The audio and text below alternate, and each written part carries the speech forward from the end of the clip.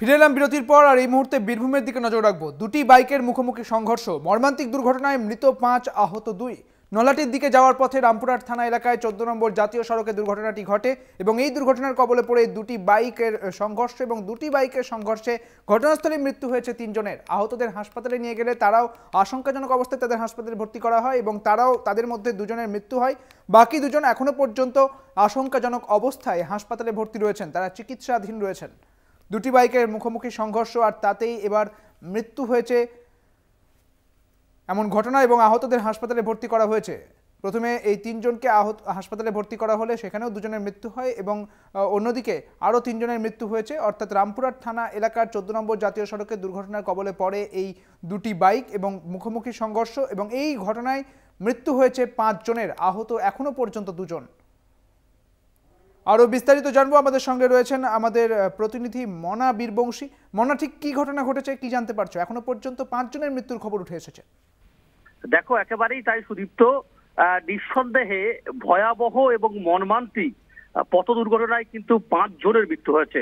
বুঝতেই পারছো যে পরপর কয়েকটি প্রতিবেশী গ্রামে এই 5 জন যুবক গতকাল গভীর রাত্রেই রামপুরহাটের 14 নম্বর জাতীয় সড়কের দুটি বাইকের মুখোমুখি সংঘর্ষে মূলত ঘটনাটি ঘটে। তারপরে ঘটনাস্থলেই 3 জনের মৃত্যু হয় এবং পরে যেটা জানা যায় যে আরো 2 জনের মৃত্যু হয়, সেটা হচ্ছে রামপুরহাট মেডিকেল কলেজ হাসপাতালে।